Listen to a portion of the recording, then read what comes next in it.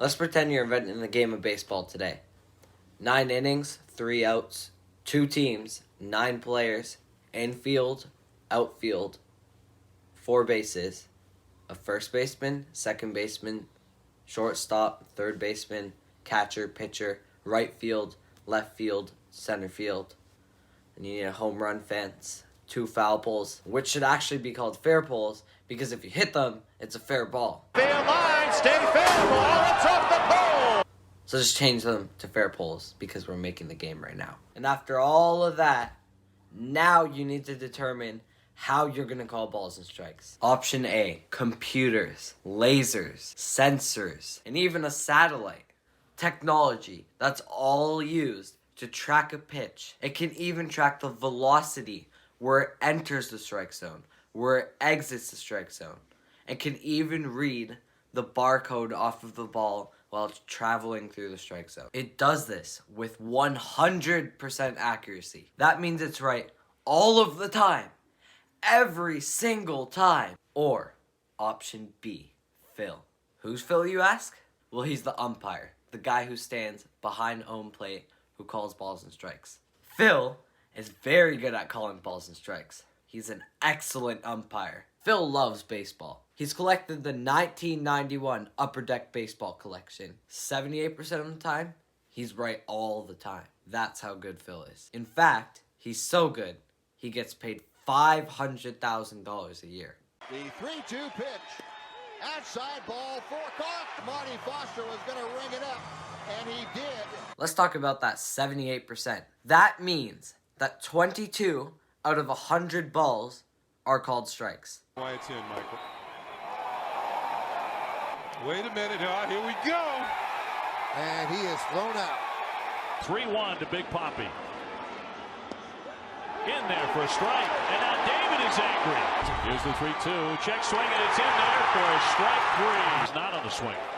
That is a called. That's terrible right there.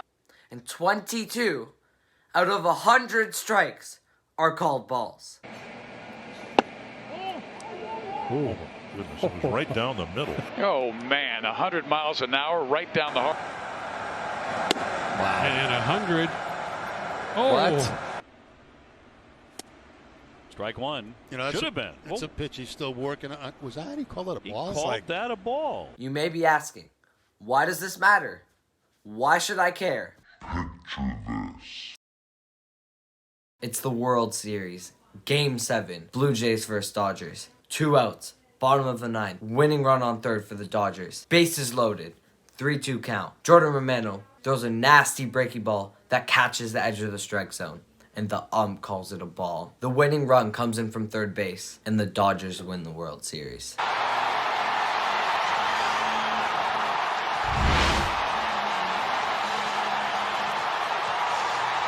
Is that how the World Series should be decided? I don't think so. Some people say that there should be human error in baseball. But is that really the kind of human error we want? A batter hits a line drive to third base. The third baseman misses the ball, and the runner is safe. No one to go. It's Belton.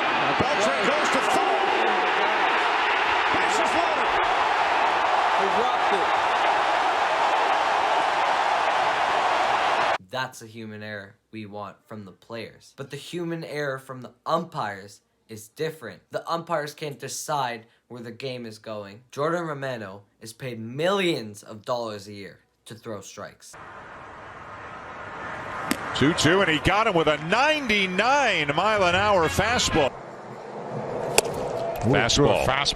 Driven in by Guerrero and Hernandez. Romano's mindset by reading the article. And he did. But the umpire called it a ball. The guy who's making $500,000 gets to decide who wins the World Series. And the guy who's making millions of dollars a year did it right, threw a strike, but it didn't matter. It's clear that if we were inventing the game today, we would choose option A. We would choose the technology that's available to us now. So why are we still using Phil? Because baseball has always been against change. But if we were not to change, hockey goalies would not be wearing face masks. We wouldn't be using instant replay to decide if the runner was safe or out. We wouldn't be using video review to see if the ball left Kawhi Leonard's hand before the clock ran out and the Raptors won the series. We aren't inventing the game of baseball now. It's been invented. And yet we're not adopting to the technology that's available to us. We need computers to be calling balls and strikes, not Phil. If we implement this technology, human error will never be a part of balls and strikes in the MLB ever again.